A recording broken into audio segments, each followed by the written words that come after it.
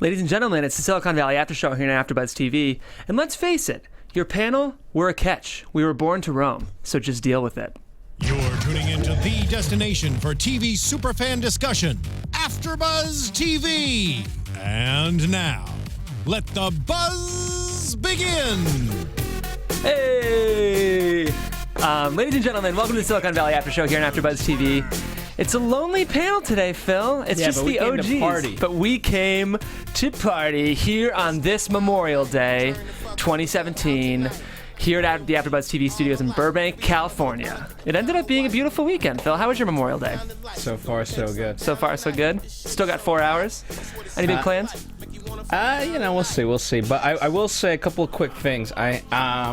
During my hiatus from doing the after show with you guys, I had a chance to watch all the old episodes of Silicon Valley, and a lot of good stuff. And it kind of, it always amazes me how many times the show can reference itself. Mm-hmm. I remember first episode we were wondering kind of what's going on with Dan Pak and with Gavin Belson, and I understood. You know what? He's just kind of always. A power whore, if you will, he's and so that's what he was doing there. That's all it was. It's consistent with the Den Pak we've always known. Yes, and I totally forgot that Jared's real name was Donald. That was episode 1. I had kind of forgotten that too, and I thought that moment was, I'm embarrassed to say, as a super fan of the show, we were learning that for the first time, but there were even some great callbacks in this episode that I'm excited to get into. Before we do that, guys, my name is Jeff Graham. Of course, I'm one of your hosts in the Silicon Valley After Show here on AFTERBUZZ TV. This is a show where obviously we break down our favorite show on HBO, which is Silicon Valley. I've got an amazing co-panelist with me, and I'd love for you to introduce yourself as well, Phil. That's right. I'm Phil Svitek. Happy to be here. Excited to talk about this. But I think before we talk about the episode, we do have to talk about the huge news that broke this weekend. I'm sure all of you who are listening are aware, but if you're not, TJ Miller is not going to be a part of season 5 and presumably the rest of the show. This is pretty big news, and I'm interested to hear your take on it, Phil. I think at the very least, they'll probably figure out a way to at least have him be involved in some aspect of the show, maybe like an episode here or two. Yeah. But yeah, in terms of how it's going to go, that's a huge loss. Yeah. We lost Peter Gregory. Peter Gregory season 1. I was trying to think of his actual name, but yes. Christopher Evan Welch, I think. Yes. That was a huge loss, and I think it was felt, although they were able to replace him through Suzanne Cryer and a.k.a. Lori Bream. And so, but TJ is just so integral to the show. I know. It's his incubator. Right. So, it's obviously I think the show can have legs without him, but at the same time, week in, week out, he carries it on his shoulders for the most part. As we talk about today's episode, he's a big plot point. It's very interesting timing coming before this episode, because his presence was so essential to this episode specifically, and there was something kind of bizarre about him feeling rejected by his incubator and storming out the door, and I was like, this is really interesting timing, especially given the news we just learned. The show is so good, and I wouldn't say that he's necessarily the lifeblood of the show. Like, I think they'll be okay, but I do think it's an interesting development, and the writers are going to be entering the room in the next month, and they're going to have a lot of, I think, interesting questions to tackle, knowing that he's not going to be a part of the show anymore. So I'm bummed. I think Erlich is one of my favorite characters on that show. So we must never forget Erlich's contributions. I know this is kind of skipping ahead, but you know what? Even when Richard comes back and I'm like, hey, we won TechCrunch because of my tech. Mm-hmm. No, here's the thing. It was the circumstances that allowed them, because had they never talked about jerking 800 dudes off, right, we never would have figured out the middle output compression. Yes. So, you can't discredit Erlich's involvement. Yeah. And that's the other thing that'll be really interesting is, Jared, Richard, Dinesh, and Gilfoyle are all pretty nerdy. Whereas I feel like Erlich is more kind of the pot-smoking chauvinist hippie guy. And I do think he really balances the tech kind of nerd-oriented culture of the show. So I do think it would be nice. You can't replace Erlich, but I hope we have enough of kind of other energy in the incubator besides those four to kind of balance out, I think, what a lot of their commonalities. I mean, you could have Russ come into the picture. That's actually a very interesting pitch, Phil. However, I mean, in this crazy world, you know, if you look at it objectively, Erlich is absolutely crazy. Right. But next to Russ, he's sane. Yes, and so it would be interesting to see now, okay, how does that work now that Russ is in the picture? We'll see. I trust the writers. I mean, like, that show is so well staffed, but his presence will be missed. I think his departure is going to be very heavily felt in season 5. Absolutely. Well, maybe he gets tres comas and, you know, he's off. Yeah, we'll see. And I mean, I'm sure he's still in good graces with the show, so I assume he'll be making at least 1 or 2 appearances before the end of the show, but who knows? We'll see. That being said, I mentioned that especially in this episode, it's interesting timing because Erlich had a huge plot, which I think I want to start by talking about. Of course, when we see Erlich and Richard at the beginning, they're pitching this new product sans Gavin, because Gavin departed last week. And these meetings are not going well. First off, I'm surprised that, you know, how Jared's completely changed, because he's like, I didn't tell them otherwise. Was I supposed to? Yeah. Whereas the old Jared would have definitely teetered a little bit, where, you know, and would have told the truth that Gavin is no longer involved. Oh, you mean setting up the meetings, yes. Jared? Yeah. That was interesting. You're right. We've seen like some small hints of Jared's another side of him this season. It's the dark side of Jared. The dark side, yeah. But of course, this is an interesting, kind of the dichotomy we were just talking about between Richard and Erlich. Richard, during these meetings, is trying to charm them with the facts and the tech, and Erlich is trying to charm them with his swag. And it doesn't go very well in most of the meetings. But we get to the most important meeting of them all, which is at Fiduciary General, one of, obviously, these VC firms. And we meet a character named Liz Tyndale. I should have that actress's name. Mark, if you could find the name of the actress who played Liz Tyndale in episode 6 of Silicon Valley, that would be awesome. But Erlich is laying it on really thick with her, and it is not going well. What did you think about this? Well, a couple of quick points. Number one, I enjoyed it just in general because it showed the value of Gavin, and it always proves to Richard that he doesn't know the landscape as well as he should. And to that point, neither does Erlich. Right. But in terms of FGI, you know, I had no idea where it was going in that sense. But yeah, as soon as, I mean, she was, you know, there wasn't really much with her. The setup was to get him in there, and as soon as we see him, I mean, for me, you know, right away, because I rewatched the episode, I was like, oh crap, where is this gonna go? And so I was surprised, you know. I obviously, you know, do I agree with their strategy of customer pre-selling, if you will? You know, that we can discuss that, although that's a little bit boring. You know, it was fun. It was fun to see them, and it's just fun. They're just both, what I'm getting at is they're just both equally blind in two different arenas. Yeah, that's a really good point, Phil. And like, as much as we criticize Gavin, his ability to really run the Valley before he got fired is a testament to how a CEO and a truly successful entrepreneur needs to have 5 different hats. And Erlich has one, and Richard has one, but none of our core cast have learned to wear multiple yet. No. So they're having this meeting. Erlich is obviously laying on the chauvinism pretty thick, and Liz's fiance walks in. We don't know that it's his or her fiance yet, but it's Dan Melcher. Is that his name? Yeah. Who we had met before at TechCrunch, and it's the ex-husband of the woman that Erlich had slept with at TechCrunch. Did you remember that right away? Well, you had just rewatched the show. Yeah, I remembered. It took me a second to place who we were looking at. I loved the moment where they're together and Richard says, just wife, you know, the customer's always right. Don't need to correct them. Just wife. Yeah. Yeah, that was hilarious. So, you know, this meeting doesn't go well. I think I want to take Erlich all the way to the end of our episode before we talk about Richard and the developments with this VC firm. But Erlich leaves and goes to visit basically everyone's accusing Erlich of not really having anything to do and anywhere to go. He's very defensive about that. He's claiming, I've got plenty of things going on, I've got plenty of irons in the fire, but he really doesn't.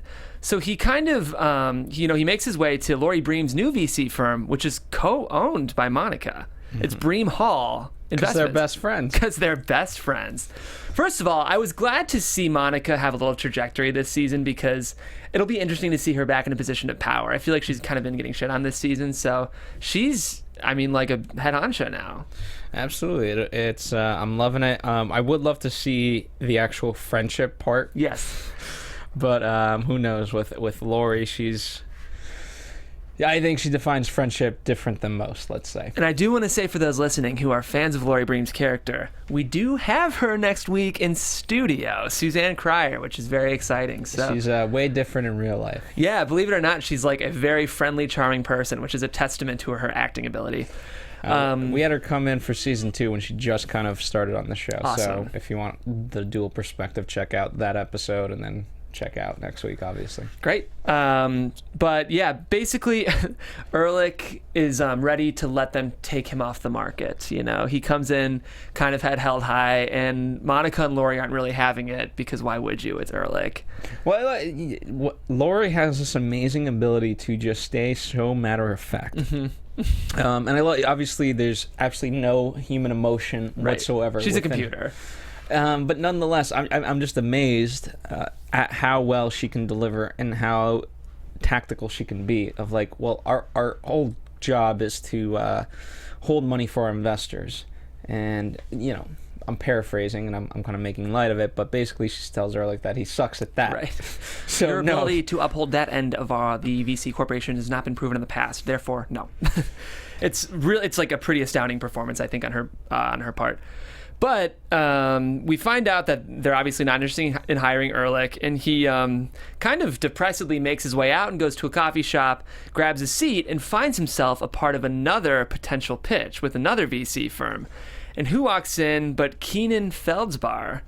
Well, interestingly enough, I think it's multiple firms because Sequoia and all those other places, like they're all, and so it's an interesting tactic. Rather than him meet individually with all of them, he's like, okay, I'm going to meet with, and it's a fun like sort of bidding war that can work just in business in general because people they all see each other right then and there, and it's open.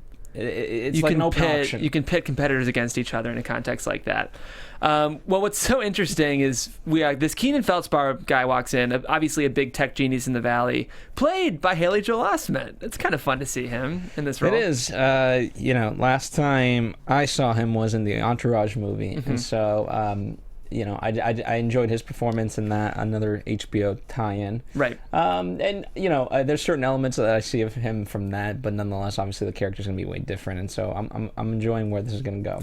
Yeah, I like Haley Joel Osment a lot. Obviously, a lot of people who accrue such large acclaim at the beginning of their careers, it can be kind of a struggle to form an identity for yourself as an actor as you age. But I think he's done a good job of it, and I think this is a really great career move for him. As a testament to his acting, I thought his performance here was really fun. I mean, in some sense, this is an early prediction, but he could, depending on how it goes, he could be sort of tonally a replacement for Erlich, just because obviously right now they're the best of friends. For sure. And he's like kind of got that bro sensibility. Yeah, I do think we'll be seeing him a lot potentially moving forward. So a welcome appearance by Haley Joel Osment. But Erlich, in the most Erlich-y way ever, you can't deny his ability to scam, manages to attract Keenan's attention, and he brings him to Bream Hall, which is a very interesting development, and kind of Erlich catches the attention of Laurie and Monica. Now, we never found out whether or not they ended up going for it, right? We're kind of left on a cliffhanger there. Well, yeah, but here's the thing. Knowing how Laurie operates, she wants to make a big splash, so it only makes sense that they would meet those demands. Definitely. So I think that's, for the most part, the Erlich action we got in this episode. I predict that we'll be seeing a lot more of Keenan Feldspar, played by Haley Joel Osment, and Erlich working closely with Laurie and Monica, which I think that'll be a rich plot. I'm excited for that. Interestingly, Erlich, loves to smoke. We'll probably see less marijuana as we move forward. But people who smoke marijuana often get very hungry. And we have a very exciting advertiser who can definitely satiate hunger. The title of the episode is called Customer Service. Customer Service is the name of the game in all of business. And Denny's, our sponsor for this week, is really stepping up their customer service because... I'll give an anecdote. Sometimes here, late at night, there's a Denny's down the street, and we go there because we're hungry and it's late at night. And Denny's open. Is awesome. I love Denny's. Amazing. Yeah, and we enjoy it. Now, but I will say this: there are times when I want their food, but you know what? Maybe I don't want to hang out with you guys. Maybe I just want to get home because it's late at night and eat it and go to bed or something like that. Well, Denny's now has a feature called Denny's on Demand, where that always open philosophy, synonymous with their restaurants, it brings it online. So I can do that. I can order, online, and then I finish up work here late at night and go pick up my Denny's and go home. And guess what? Not only that, if you try it out now, you get a 60-day trial to Hulu. Oh, so dang. I could pick up my food, I could go home, and I could watch my favorite TV shows thanks to my trial of Hulu. And Hulu's killing it right now. For anyone who hasn't watched The Handmaid's Tale, it is excellent. So you can enjoy some Denny's while you watch that show. Absolutely. So to try this out, all you have to do is download the Denny's app or visit Denny's.com for more information. Denny is one of the great staples of America. It really is one of the great staples of America, and I don't know anyone who doesn't like Denny's. It's like consistently delicious, and there's a million options, and it's obviously very price reasonable. So Denny's on demand. Sounds good to me. One more call to action, Phil. How do we get on that? Denny's.com or just download the Denny's app. Amazing. Great. So let's go ahead and move on and talk specifically about Richard. Obviously, he is meeting with this new introduced character, Liz Tyndale, who's engaged to Dan Melcher, and Richard talks about his previous relationship with tech and how sometimes, he could have been pursuing this relationship with his vid chat app, but that didn't feel like the exact best use of Pied Piper's compression, and he knew he would have regretted it for the rest of his life if he stuck with it. And meanwhile, without even realizing it, he is pushing away Liz Tyndale from her fiance. I thought this was a really clever way to integrate this plot. What did you think about this writing, Phil? Well, what I loved about it was the pendulum was able to swing both ways in a very fast amount of time. Yeah. And wait, explain what you mean. Okay, so obviously he unknowingly creates this notion within her that, wow, he is subpar and that she deserves better. Right.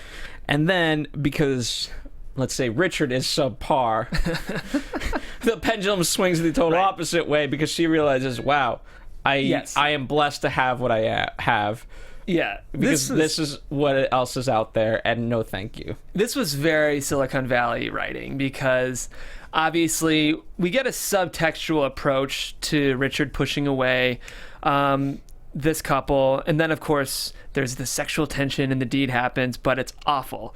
And I love the way she described it. She says, it was like all elbows, and you kept clinking your teeth and throwing your head around in weird directions, and when I took my top off, you literally said the word gulp.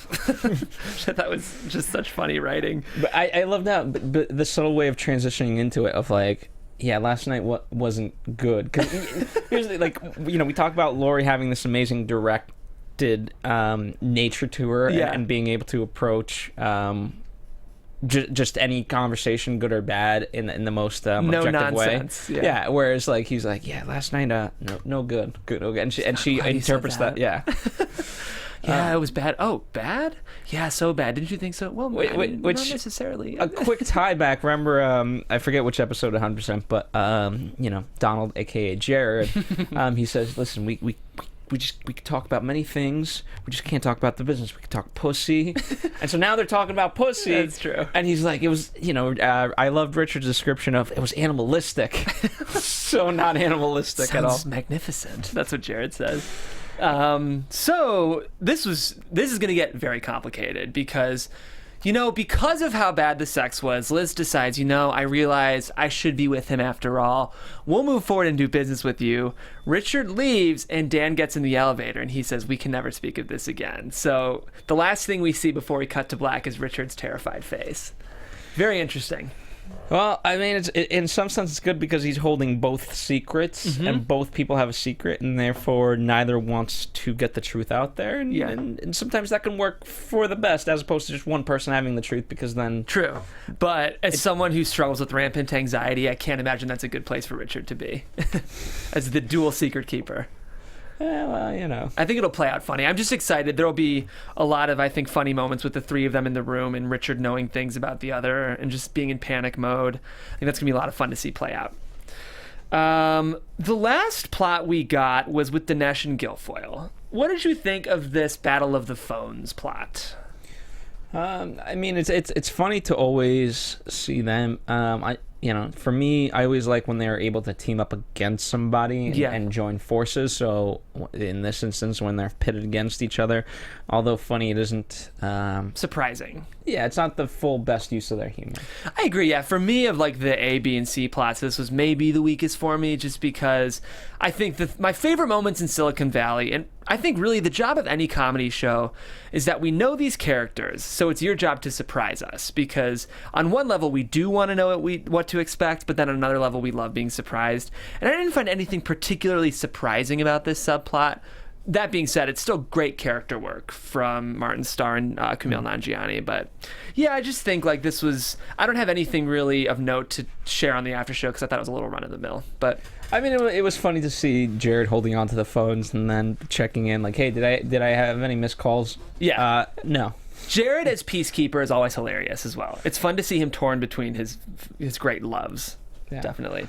Overall it was fun. I mean, if nothing else, it kind of maybe introduced a pendulum swing there in terms of perhaps opening a door for Dinesh to make fun of Gilfoyle a little bit more. Yeah.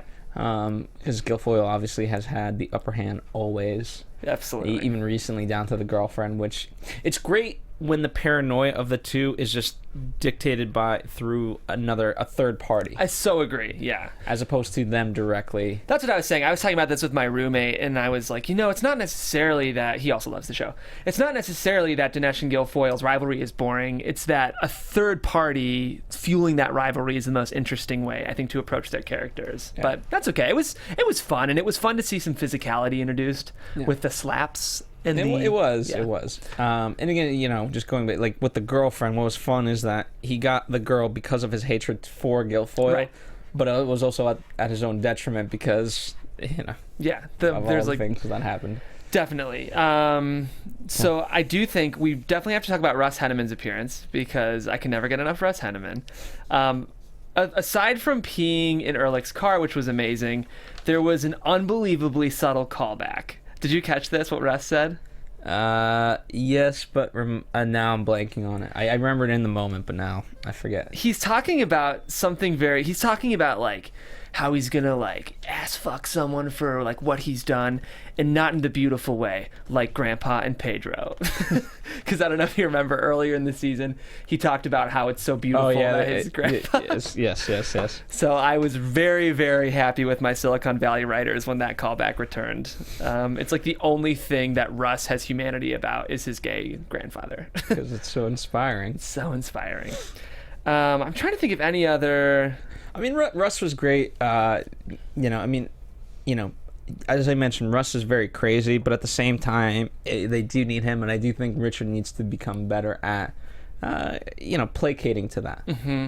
Playing the game. Yeah, playing the game and whatnot. And he could have just opened up like, hey, listen, I had to go to Gavin because he had the patent. Right. But I always wanted you to be involved. And guess what? Now the good news is that he doesn't have he gave us the full patent, and we could go into business together. Yeah, I did like the line of when Russ is like, I pulled the idea out of you. And Richard's like, when a delivery doctor pulls a baby out of a mom, it's not all of a sudden their child. It was really funny to me. Except, of course, Russ being Russ, he's able to spin it. Yeah, he's like, what are you talking about?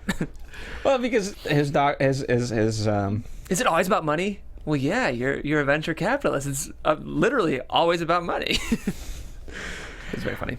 Well, the irony also being that Russ is always about his money because of the tres comas. True. Yeah, man, good call. I need to just go watch. I need to just binge this whole entire show again. I'm trying to think if there's any other really notable things that we haven't covered. Overall, that was that was it. I mean, there's a couple things. I mean, this is a minor thing, but I obviously I love the swag. Yes. You brought swag to the pitch meeting? Yeah. What was this, 3 years ago? We sometimes will do our favorite lines from the show. I did love when Haley Joel Osment walked in and Erlich says, "Men aren't supposed to grow tits, and yet there they are, atop your little punch." It was just beautifully delivered. Any other specific line?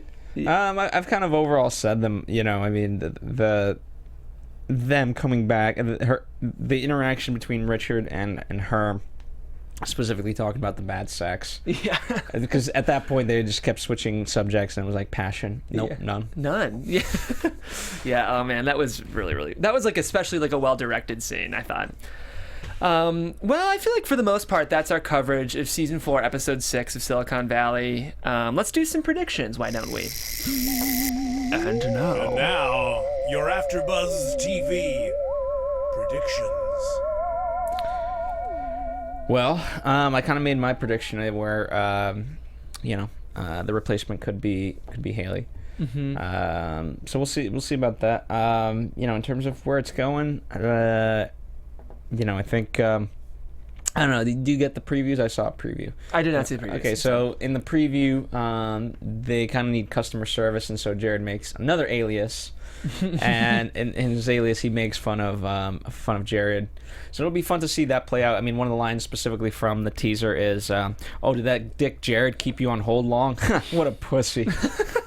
So his new nickname is Ed Chambers.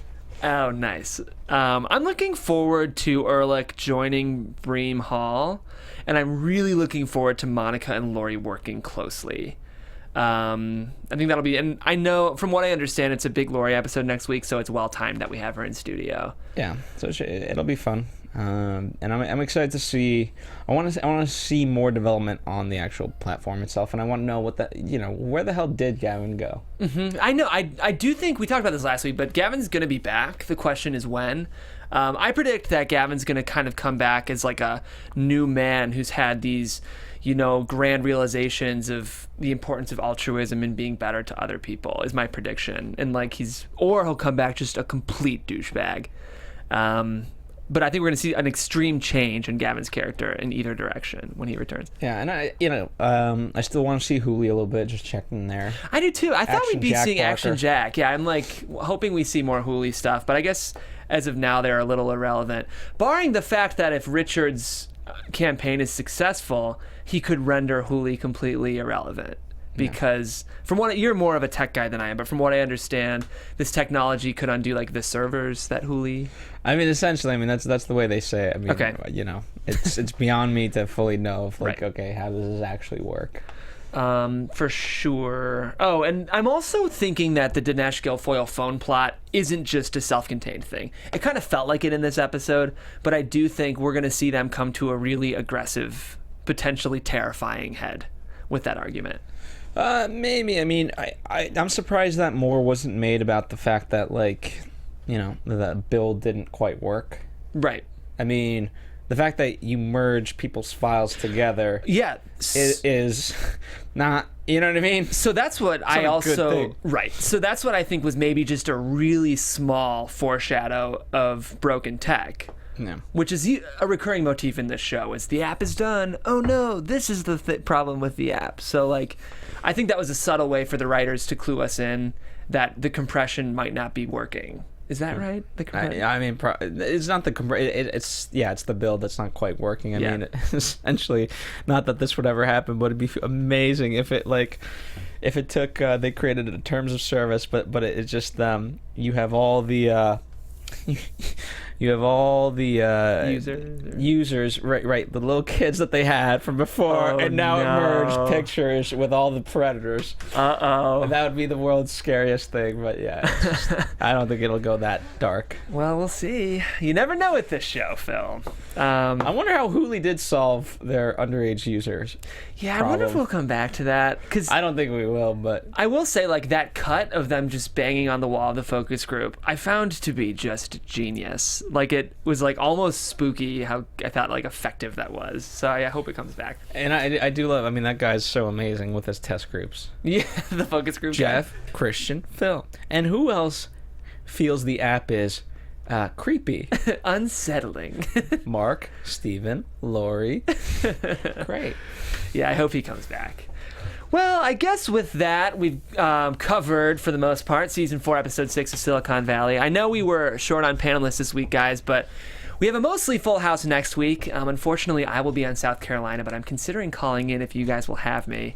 We'll see. Have the amazing Suzanne Cryer in studio, who plays Lori Bream on the show. I've said it consistently. She's one of my favorite, not only performances in the show, but comedic performances on TV right now. So we'd love to see you next week for Episode 7 coverage. That's at 4 p.m. Pacific. For those of you just listening to the podcast, we do go live every Monday at 4 p.m. Pacific. So we'd love for you to join the chat and tell us what you think of the episode.